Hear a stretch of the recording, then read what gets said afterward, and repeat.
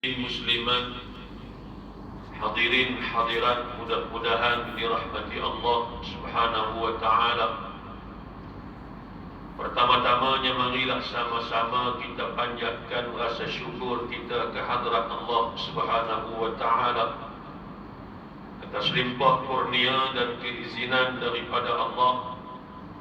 Pada malam ini dapat bersama-sama kita menghadirkan diri ke rumah Allah untuk sama-sama kita melaksanakan tugas dan juga tanggungjawab kita sebagai hamba kepadanya.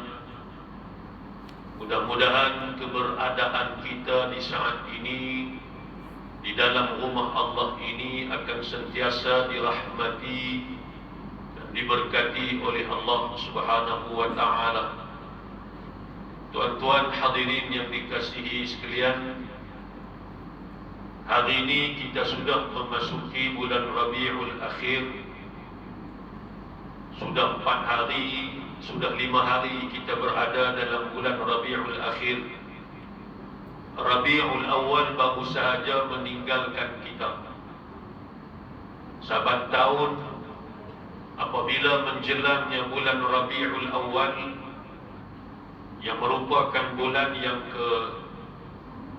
tiga dalam kalender Islam kita, Muharram, Safar, Rabiul Awal, maka kita khususnya masyarakat Melayu di Nusantara tidak pernah terlepas daripada memperingati hari kelahiran junjungan besar Nabi Muhammad sallallahu alaihi wasallam. Inilah satu-satunya manusia yang masih disambut dan diraihkan hari kelahirannya, sekalipun telah wafat sejak 1400 tahun yang lalu. Tidak ada manusia yang lain, walau pemimpin sebesar mana sekalipun, yang masih diraihkan hari kelahirannya setelah daripada kematiannya.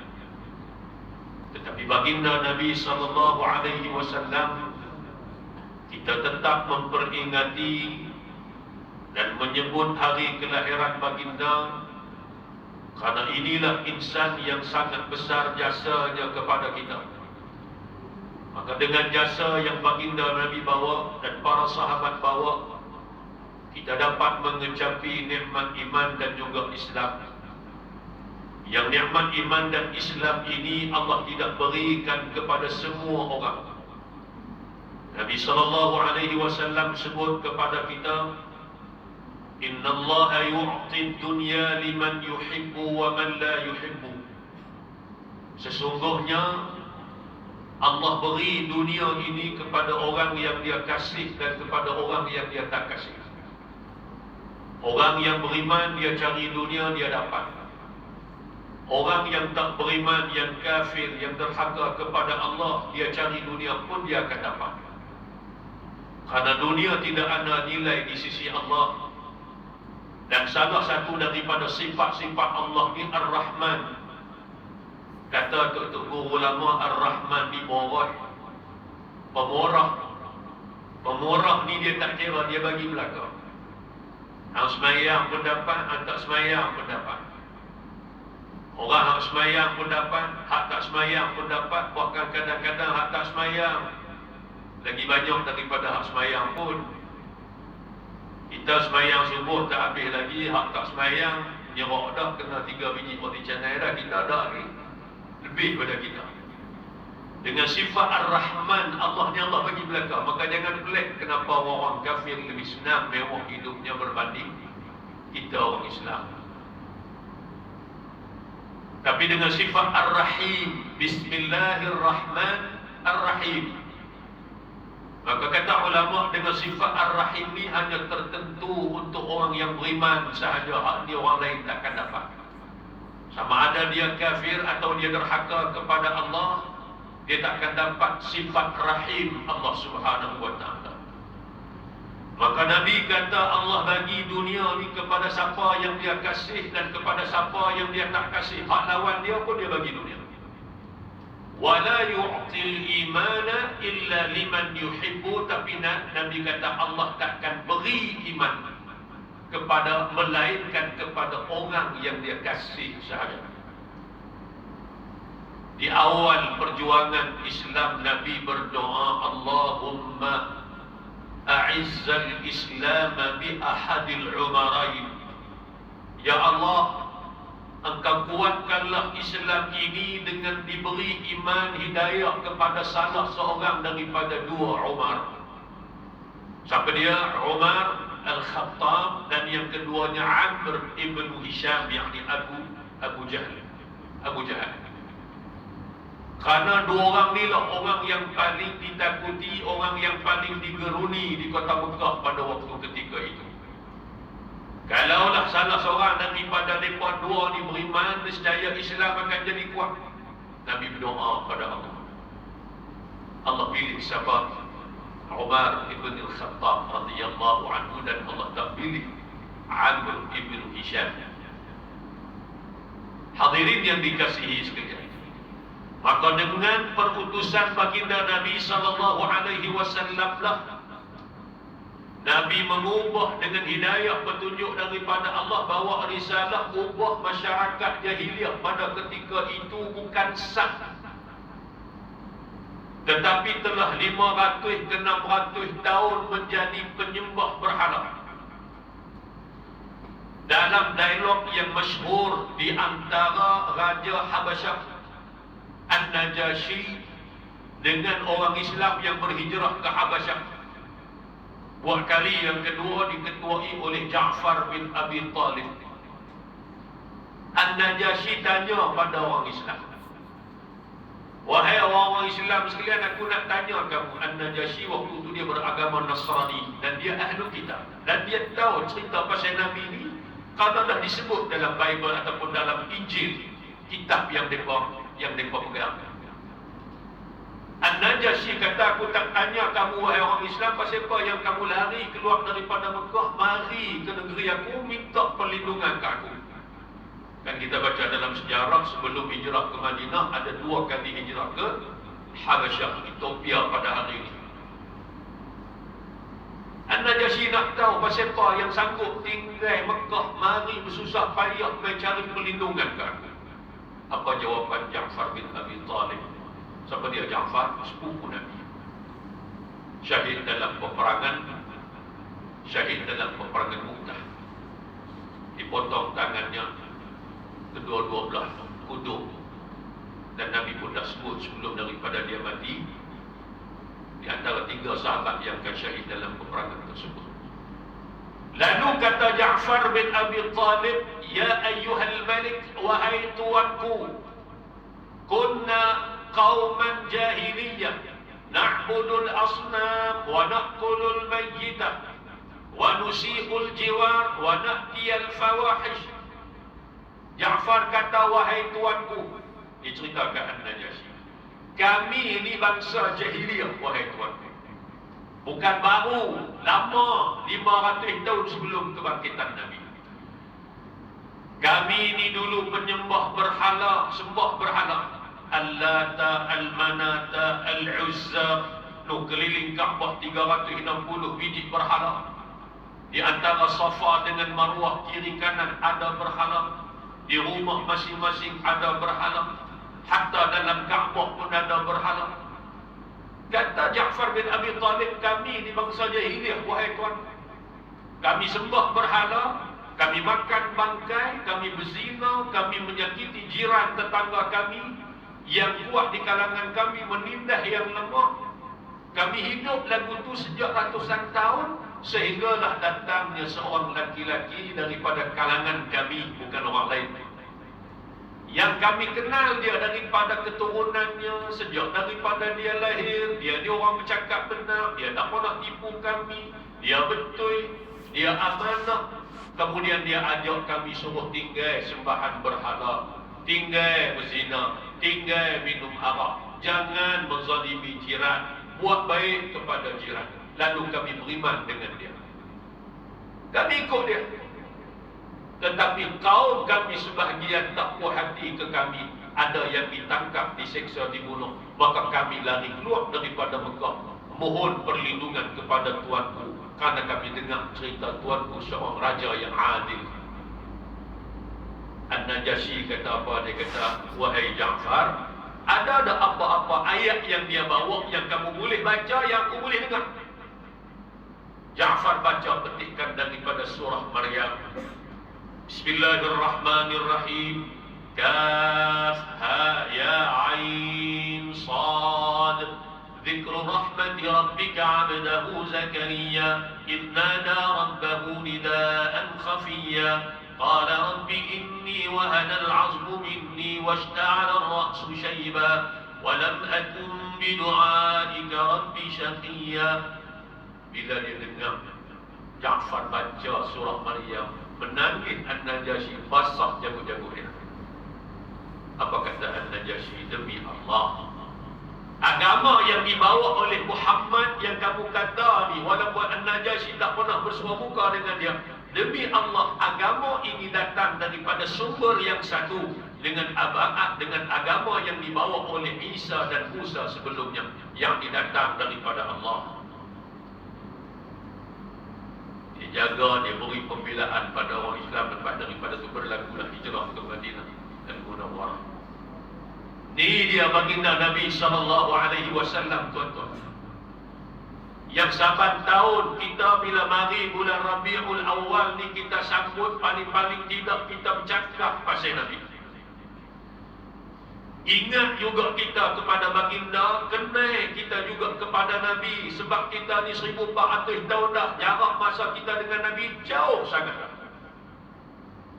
Kalau kita tak cakap, kita tak sebut, kita tak cerita pasal batang tubuh Nabi, kita tak kenal Nabi.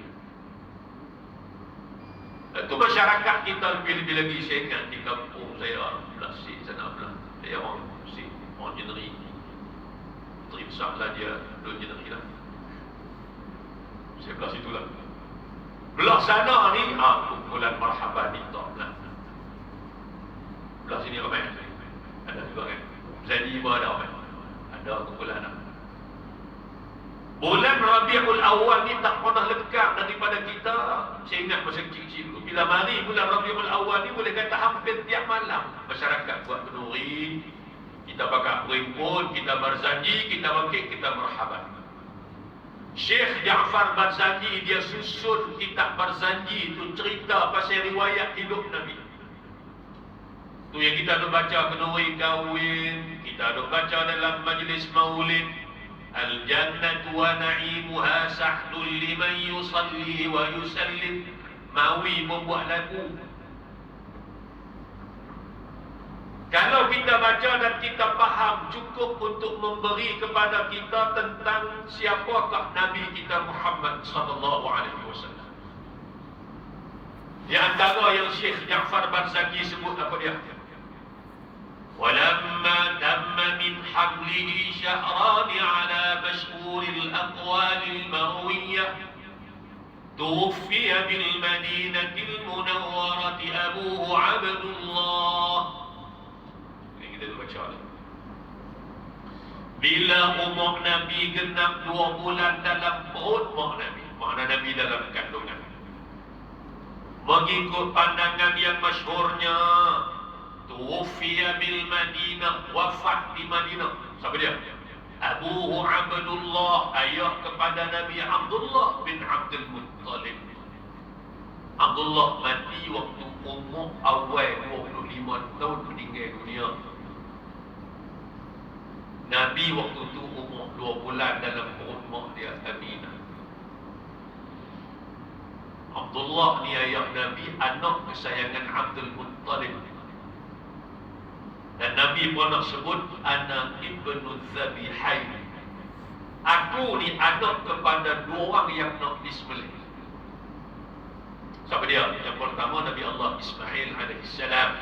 Dalam sejarah agung bagaimana Nabi Ibrahim mengorbankan Nabi Ismail kerana menjunjung kitab perintah Allah, tapi akhirnya Allah ganti sembelihan Ismail dengan seekor kibas yang dibawa daripada syurga. Nabi lahir daripada keturunan Nabi Ismail. Nabi Ibrahim dia ada 2 anak, Ismail, Ishaq. Nabi daripada susur galur Nabi Allah Ismail ni. Yang kedua yang nak disembelih siapa dia? Ayah Nabi Abdullah. Kau dalam kitab Ar-Rahimul Maktum, kitab sirah Nabi. Abdul Muttalib, tuan Nabi, dia penghulu kota Mekah. Dia isteri ramai.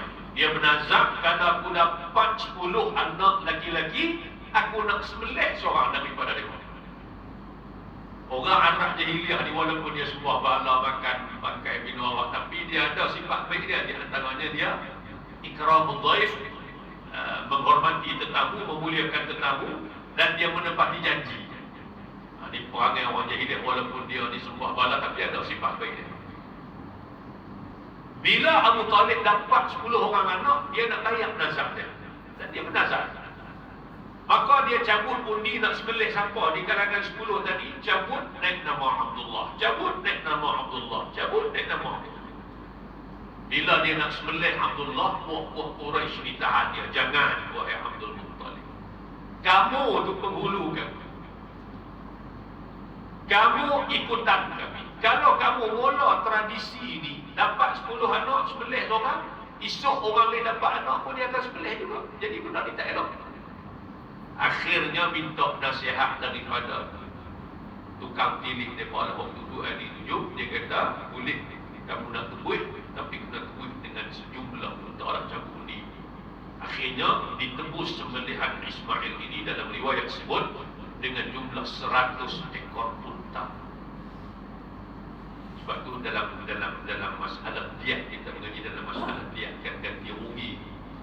Kalau kita bunuh orang, keluarga dia minta ganti rugi, berapa nilai dia? Senilai dengan 100 ekor unta. Darah tengoklah dengan harga unta semasa berapa, maka mesti dibayar kepada keluarga si bagi. Dia bagikan bayaran ganti rugi. Syekh Ja'far Barzanji cerita. Ini cerita Nabi, ayah Nabi dulu. Umur 2 bulan dalam kandungan, ayah meninggal dunia. Lahir mari ke dunia, Nabi ini sudah yatim. Bila kata yatim, faham kita Nabi orang susah. Apa sangat yang boleh diberi oleh mak kepada Nabi Aminah. Suami tak ada, umur muda waktu tu.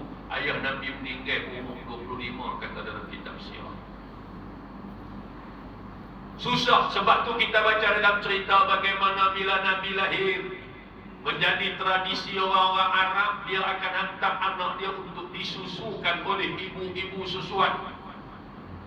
Ibu susuan Nabi ini ramai, mak Nabi sendiri, Suwaibah, kemudian siapa dia, Halimatus Sa'diyah, kemudian ramai lagi.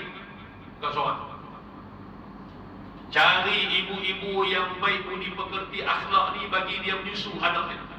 Dengan harapan baiknya budi akhlak mak tadi ni masuk dalam batang tubuh budak tadi ni, jadi baik macam mana mak tadi ni.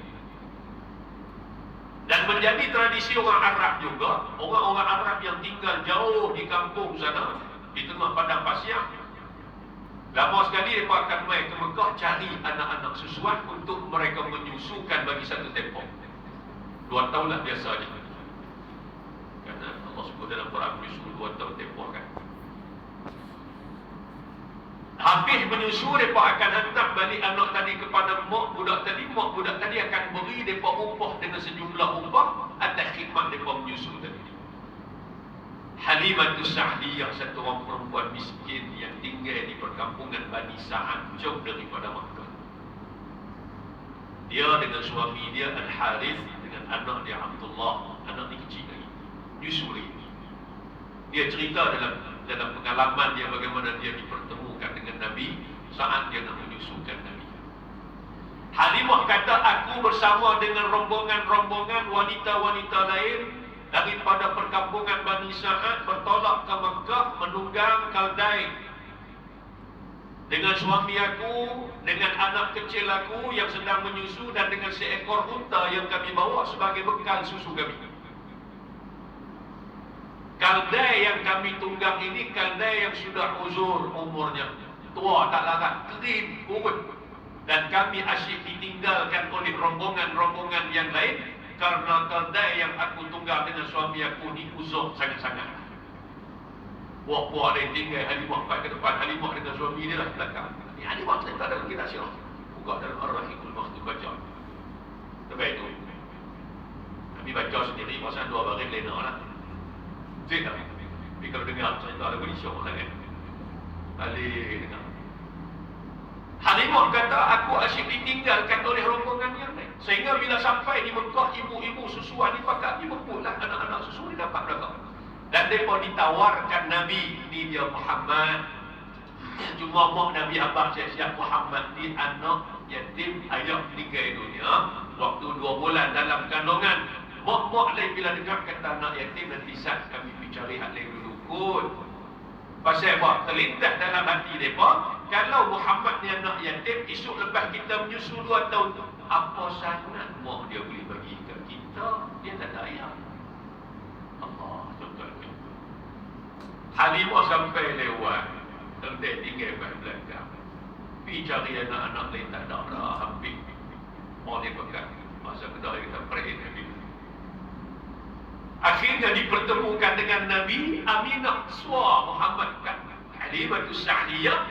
Halimah kata wahai Nabi kata wahai Halimah, Muhammad dia nak yatim. Halimah pun pada awalnya dia tak ambil. Dia kata tu Ustaz kut-kut ada lain. Balik malam tu sebelum dia bertolak balik ke kampung, balik di kawasan khemahan mereka, dia bersembang dengan suami dia. Abang, kita ni main jauh. Tunggang terdai 3 suku nyawa lebih kurang macam tu lah bahasa kita. Takkan kita nak balik saja tak dapat anak dan tak bawa balik apa. Daripada kita balik saja tak bawa balik anak susuan. Pasal kita main nak cari anak susuan.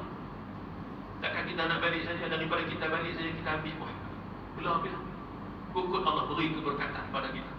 Suami dia kita ambil. Halimah pun akhirnya ambil. Nabi SAW dalam kitab sirah dia kata, Halimah tidak mengambil Nabi, mereka tak ada hal lain kecuali Nabi seorang pada ketika itu. Ini semua aturan Allah. Halimah ambil. Halimah cerita sebelum daripada aku ambil Muhammad, anak aku Abdullah asyik menangis teriak kerana lapar, hisap susu di badan, susu aku pun tak ada, kering. Tapi bila aku ambil Muhammad, aku suar, aku beri susu aku pada Muhammad. Muhammad minum dengan kenyang, susu aku keluar dengan begitu banyak, kata Halimah Sa'diyah. Anak aku boleh minum. Malam tersebut aku lapar, suami aku lapar. Unta yang kami bawa pada asalnya kering, susunya tak ada walau sedikit pun. Malam tu bila suami aku keluar perah, susu unta keluar dengan begitu banyak. Suami aku minum dengan kenyang, aku minum dengan kenyang. Esok hari kami bertolak balik ke kampung kami. Keldai kena tinggal dengan buah-buah lain bersama. Keldai itu dia potong habis, buah-buah lain tinggal menyerik di dia pada depan. Ini cerita dalam kitab Ar-Rahimul Maktum sebut. Keberkatan demi keberkatan Allah beri kepada keluarga Halimah, sanggup ambil Nabi bela dan beri pembelaan kepada Nabi. Walaupun baginda anak yatim, tuan-tuan. Sebab ini besar jasa jaga anak yatim. Nabi kata apa? Nabi kata apa? Ana wa kafilul yatimi kahataini fil jannah. Nabi syarat dengan jari baginda macam ni. As-sababah al-wusta, sababah ni jari sababah, ni jari wusta. Nabi syarat lagu tu. Aku dengan orang tak jaga kebajikan anak yatim macam ni dalam syurga. Mana apa? Mana boleh duduk sekali, duduk dekat. Kita nak arah amalan lain, bayang puasa ni tuan-tuan ni, puasa jauh sangat dengan kita para sahabat dan sebagainya. Ini di antara amalan yang menjadi lesen untuk kita gunakan dengan Nabi. Sebab tu Quran beri ancaman yang keras kepada orang yang menzalimi harta anak yatim. Anak yatim bukan semua susah. Kadang-kadang mak tinggal, mati tinggal anak kecil. Kadang-kadang mak kalau hari ni ada ambil hibah insurans nyawa, tinggal ribu juta ke anak. Tapi anak tadi dia belum sampai umur yang membolehkan dia untuk mengurus tadbir harta dia, kerana dia masih dalam kalangan as-safih, dia bagi as-sufaha, orang yang tidak cerdik akalnya. Kalau diserahkan harta kepada dia juga, maka bimbang harta tadi akan diselewengkan, disalahguna oleh pihak lain dan sebagainya. Maka perlu kepada orang yang mengurus tadbir harta tadi ini. Di antara orangnya adalah wali dia, maknakan dia, tuan dia. Kita kalaulah ditakdirkan kita dipegang amanah urus harta anak yatim, jangan duk makan jawatan tu tuan. Allah beri ancaman dalam Quran, satu ancaman yang begitu keras, kata Allah. Innal ladina ya'kuluna amwalal yatama zulman innama ya'kuluna fi butunihim nara wa sayaslawna sa'ira. Sesungguhnya orang yang makan harta anak yatim cara zalim, apa yang mereka makan itu sebenarnya api neraka hak masuk dalam perut dia. Wa sayaslawna sa'ira. Allah kata akhirat aku umpan untuk dalam api neraka. Wa na'udzubillah.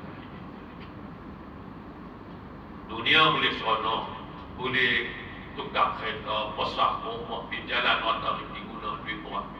Bila-bila lagi anak yatim. Akhirat Allah kata, tak hampa makan tu api neraka. Akhirat aku duduk dalam api neraka. Wa na'udzubillah.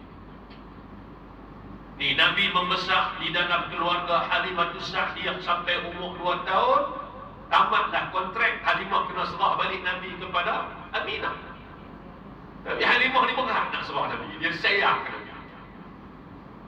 Dia pergi bagi juga. Dia serah cukup 2 tahun, dia pergi serah. Cuma dalam hati ni, dia bawa dalam hati ni, doa, ya Allah bagilah Aminah diserah balik ke aku. Aku nak belah lagi Muhammad.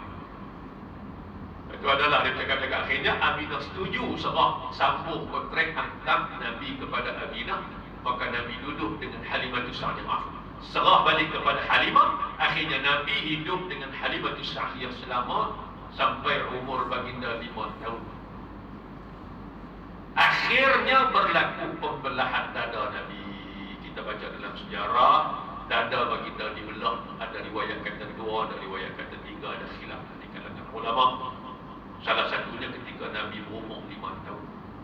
Jibril dia mari, dia merubah Nabi, dia belah dada Nabi, dia buat keluar qalb, kawasan jantung hati itu, cuci, masuk iman, ilmu, hikmah. Buat balik. Anak Halimah dia tengok, dia lari balik abang kat Halimah. Mak, ada orang bunuh Muhammad. Halimah celapuk pergi tengok, dada Nabi tu masih ada kesan. Muka Nabi apa semua. Tak pelik tuan-tuan, malaikat daripada cahaya. Mereka boleh bedah Nabi dengan kekuatan cahaya yang mereka ada. Lepas pada itulah Halimah jadi takut nak belah Nabi. Bukan sebab apa, sebab bimbang takut apa-apa terjadi kepada Nabi. Dia nak kena bertanggungjawab dengan mak Nabi. Maka Halimah serah balik Nabi kepada Aminah. Mai umur Nabi 6 tahun, Nabi nak bawa pergi ke Madinah, balik ziarah makam ayah Nabi. Sakit, akhirnya meninggal dunia. Umur 6 tahun tuan-tuan umur itu. Susah Nabi kita. Tapi kita cakap saya Nabi, bila kita pergi, kita duduk. Sebab tu bila kita duduk cakap dah, dia tak cukup setahun sekali. Ziarah di mana-mana. Kena ngaji ziarah ni daripada awal sampai habis. Baru kenal siapa Nabi kita. Susah kehidupan Nabi ni. Duduk 6 tahun. Bila mati mak, Tok Wan belah. Abdul Muttalib belah. Tak lama, 2 tahun duduk menumpang kasih dengan Tok Wan. Tok Wan meninggal. Bila Tok Wan meninggal, Tok Wan dan wasiat kepada Abu Talib, wahai Abu Talib, esok lepas aku tak ada, hang belah Muhammad. Pasal apa dia pesan ke Abu Talib? Pasal Abu Talib dengan ayah Nabi ini satu mak. Dua beradik ni satu mak. Maka pak penakan yang satu mak ni, dia lain sikitlah kasih, dia lebih sayang, dia lebih. Sejak daripada umur 8 tahun belah Nabi.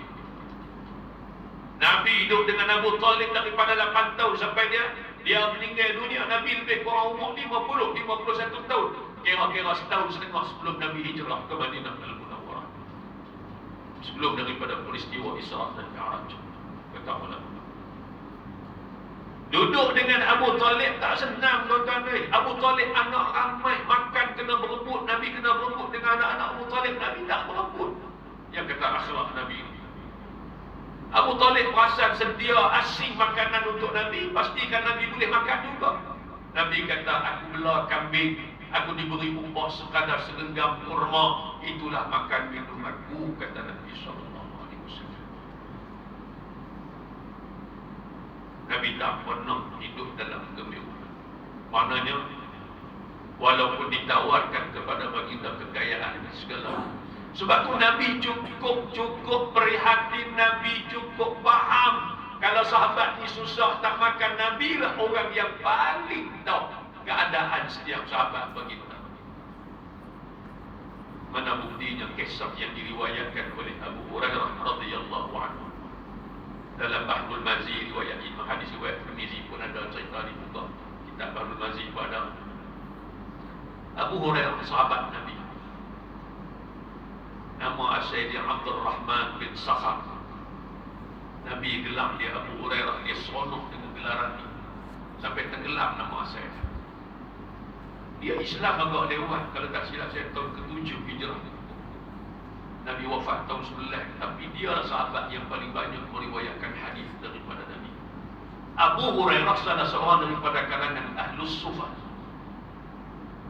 Siapa dia Ahlus Sufah ni? Sahabat yang tidak ada rumah tangga, mereka susah menumpang di masjid Nabi. Di belakang, kalau kita masuk dalam kawasan Raudah, di belakang Raudah tu ada kawasan lantai yang diangkat tinggi sikit, dipanggil tangkah tu, tinggi sikit kawasan dia dipagar.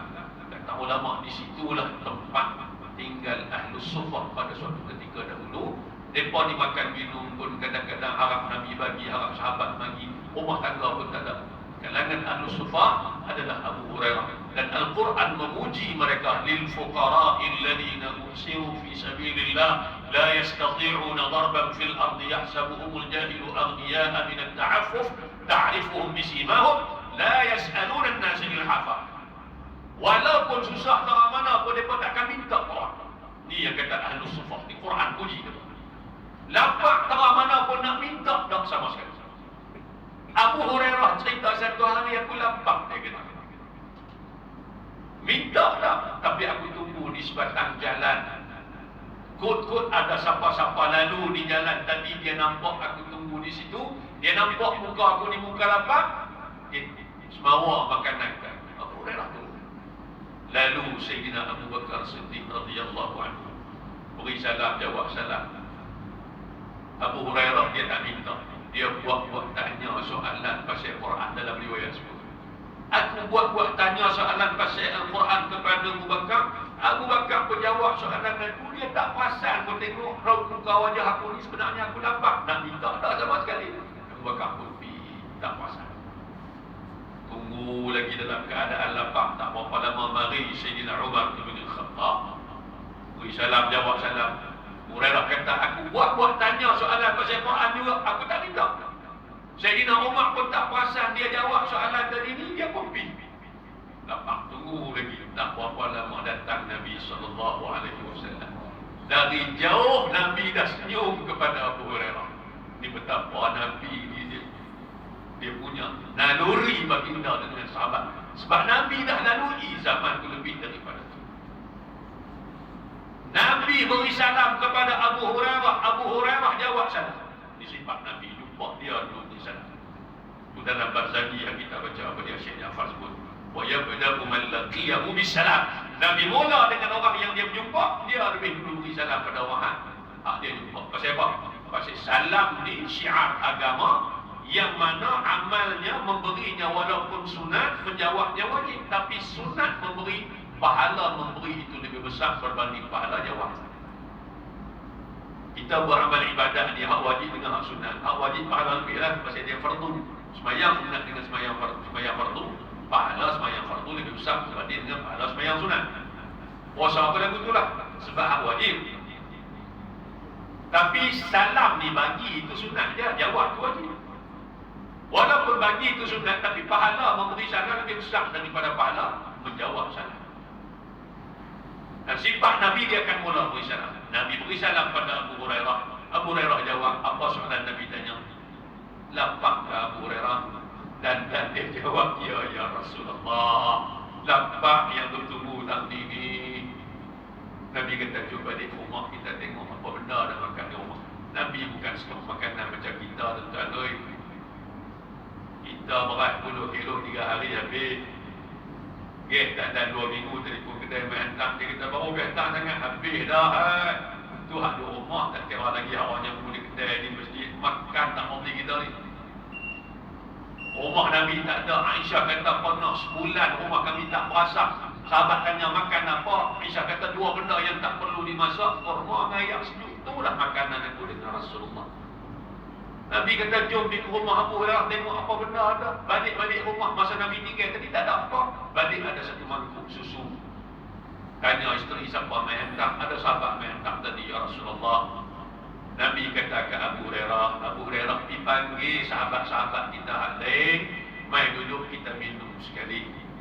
Abu Hurairah kata, aku berat Nabi panggil. Itu adalah cerita sebut. Bukan dalam Bahrul Majid. Aku berat nak pergi panggil, aku lapar, susu tu semangkuk. Aku tahu dah kata aku pergi panggil, saya pakai duk berimpun. Aku lah kali boleh minum. Pasal Nabi akan suruh aku hidang pada tiap-tiap orang. Aku lah kali. Tapi oleh kerana Nabi suruh tak bantah, letakkan kepentingan diri nombor 2, nombor 3. Walaupun lapar, walaupun boleh minum belas sekali pun, oleh kerana Nabi suruh, taat Nabi dipanggil pakai berimpun rumah Nabi, ya Rasulullah. Semua dah ada. Nabi kata Abu Hurairah, ambil susu, suarkan tiap-tiap orang. Itu sebagaimana dia doa sama. Suar, minum habis, suarkan Nabi. Nabi kata minum dulu Abu Hurairah. Suarkan Nabi, Nabi kata minum ya Abu Hurairah. Ya minum. Suarkan Nabi, Nabi kata minum ya Abu Hurairah. Dia pun minum. Suarkan Nabi, Nabi kata minum. Cukup dah ya Rasulullah, kenyang. Suarkan Nabi, baru Nabi minum. Tuan-tuan, Nabi yang terakhir sekali minum. Bila kita dah cakap benda-benda ni, kita tengok ya Rabbi. Betullah Quran puji Nabi, wa innaka la'ala khuluqin azim. Dan demi sesungguhnya engkau wahai Muhammad berada atas kepribadian akhlak yang sangat agung. Ketika lapar, Nabi lah yang paling lapar berbanding sahabat-sahabat lain. Tapi ketika kenyang, Nabi takkan kenyang, melainkan sahabat-sahabat lain kenyang dulu. Dalam peristiwa peperangan Khandaq. Peperangan Khandaq ni juga disebut sebagai peperangan Ahzab kan, tahun ke-5 Hijrah. Pasal apa disebut Khandaq? Pasal gali parit tu. Pasal apa disebut Ahzab? Pasal tentera musuh bersekutu gabung dengan pokok Yahudi untuk serang Madinah. Waktu duk gali parit ni, Nabi dengan para sahabat makanan tak ada pun.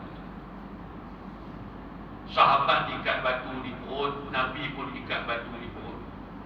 Syekh Ja'far sebut wa ya'sibu ala batnihi al-hajara min al-ju'. Nabi ikat betul batu di perut disebabkan lapar. Betul batu ikat dengan tali. Masa lapar ikat bagi sekarang lagi.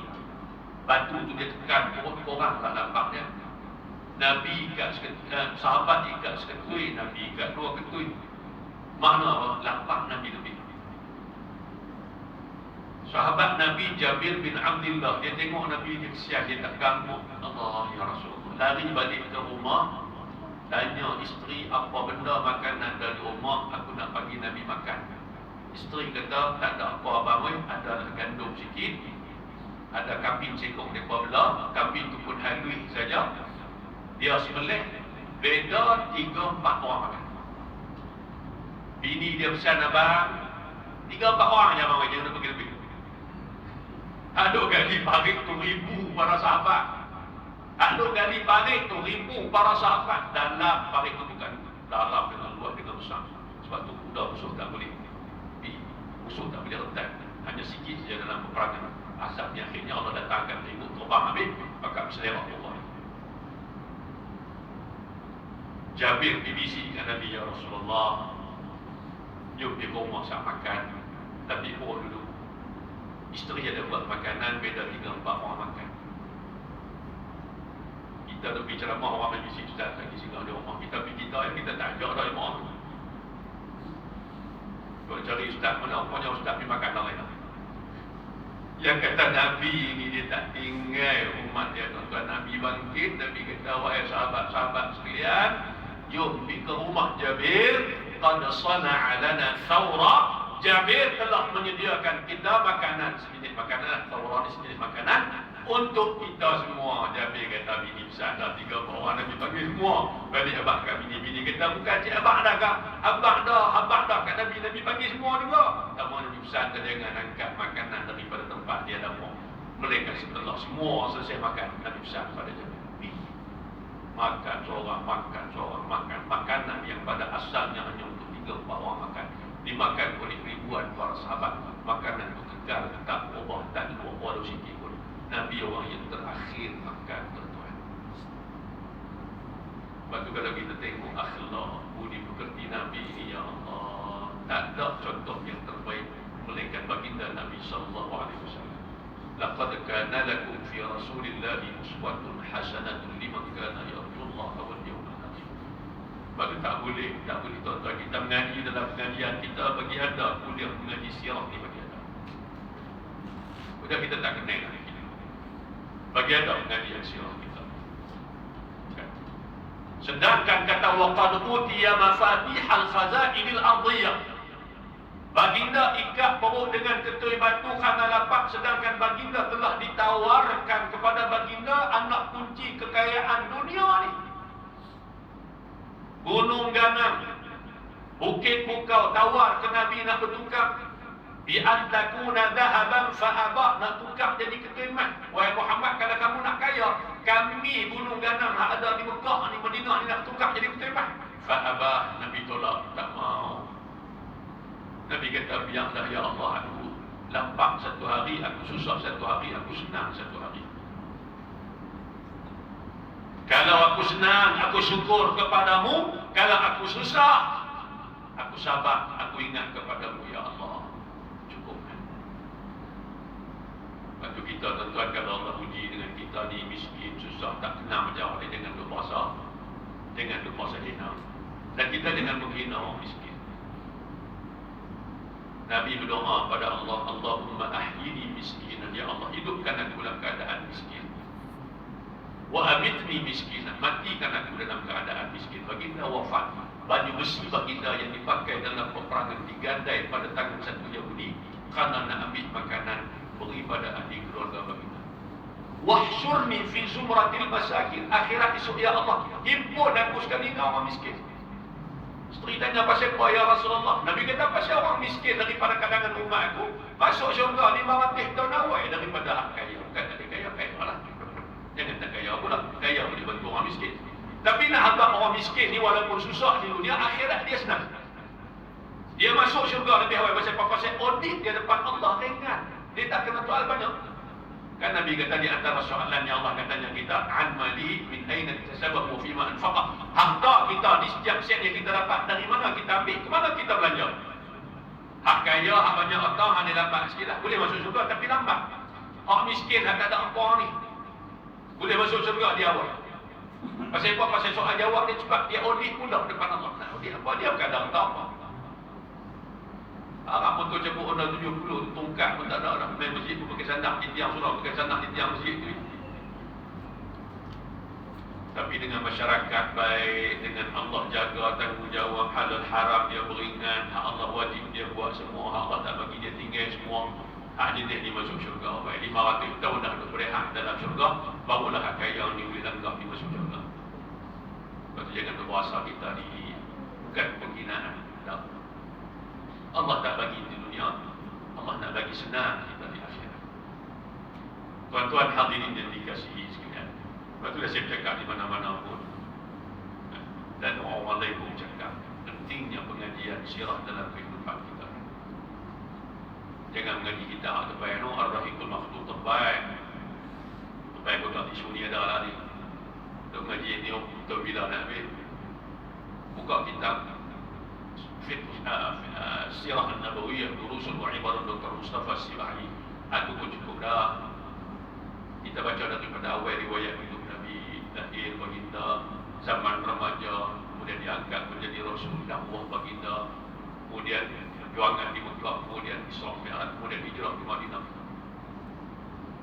Umur 55 baru Nabi sedang perang. Okey tak? Yalah Nabi hijrah ke Madinah, Nabi umur 53. Peristiwa peperangan Badar sebelum itu adalah peperangan kecil berlaku. Hak peperangan Badar berlaku bila? Tahun kedua hijrah. Makna umur Nabi sudah 55 tahun. 55 tahun baru mula perang tuan-tuan. Kita 55 ni buat apa tak orang dia kata siapa? Nak pencet, nak malas, nak fikir. Mereka baru tu. Nabi 55 baru sedap perang. Sebelum wafat baginda pun, baginda mempersiapkan satu angkatan perang untuk dihantar ke sempadan Balqa, negara Jordan pada hari ini, perang dengan puak-puak Rom. Siapa dia panglima waktu itu? Usamah bin Zaid, anak kepada Zaid bin Harithah. Umur dia berapa? 18 tahun. Waktu itu Usamah umur 18 tahun. Nabi lantik dia jadi panglima. Ada sahabat-sahabat yang tak bawa buah hati sampai kepada Nabi. Nabi tegur dia. Yalah, dia 18 tahun tu. Sahabat-sahabat hak sini ramai tu. Hak awal Islam dengan Nabi, hak berjuang dengan Nabi ramai. Khalid Al-Walid kuat dan sebagainya. Tapi Nabi lantik Usamah. Tapi Nabi tak sempat beri arahan terakhir baginda jatuh sakit, wafat. Sayyidina Abu Bakar ambil alih tampuk pemerintahan. Sayyidina Abu Bakar meneruskan pasukan perang tadi ini. Walaupun ada kritikan daripada sahabat, dia teruskan juga kerana ini misi Nabi. Akhirnya Usamah pulang membawa kemenangan yang gemilang untuk Islam pada ketika itu. Hebatnya anak muda pada umur. Anak muda kita dulu di mana tuan-tuan muda ramai. Langkawi ini tak banyak lembu raya, tak ada lembu raya. Tuan-tuan bisa nak belah lembu raya. Allahu Rabbi. Tiga melera semua dah naik motor. Umur 18, umur 19. Kita pula fikir bahaya ke dia tak fikir bahaya untuk diri. Sahabat Nabi umur 18 wakil. Jadi panglima bukan kata jadi prebet dan panglima dalam peperangan. Balik perang dengan pokok, bawa balik kemenangan yang gemilang untuk Islam. Tuan-tuan, hadirin yang dikasihi sekalian, saya minta kenalan banyak kenalan. Cuma nak cek bateri je. Nak abang kat kita, setahun sekali kadang-kadang kita bercakap pasal Nabi, tapi tak cukup. Biar percakapan kita pasal Nabi ini berterusan supaya kita lebih kenal siapa orang kita. Bila kita makin dekat, makin sayang kita dengan Nabi, baru kita tahu inilah dia manusia yang datang menghantar balik ke dunia yang tak ada langsung kepentingan dunia yang diri dia tak ada langsung, tapi memikirkan semata-mata untuk umat baginda kita. Dan kita boleh mengucap nikmat iman dan Islam pada hari ini, jasa dan pengorbanan daripada baginda. Dan mudah-mudahan akhirat pun kita boleh sama dengan baginda, dapat syama'an, boleh duduk sekali dengan baginda dan kenal kita untuk kita dapat tempat di sisi baginda Nabi SAW.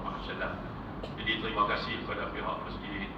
Sajalah malam ni sepatutnya saya di Mai ni ada program resmi. Sepatutnya esok kami kan, esok ada bertemu juga tauliah Jabatan Mufti. Malam ni ada forum di Masjid Nyok Cabang, tapi dulu program itu dibatalkan disebabkan masalah komite. Ada yang positif di Jabatan Agama, jadi program dibatalkan. Jadi alhamdulillah lah. Walaupun ada masjid lain juga, saya bangga. Sahabat saya, saudara Hamzah, saya dah janji dengan Hamzah, saya akan datang sini. Saya pun tak pernah main masjid dari sini banyak kali dah. Saya pun tak masuk dalam tahun lama dah, 3 tahun lebih dah. Sambung mengaji tu saya tak. Dah ambil, alhamdulillah saya masuk. Main lah.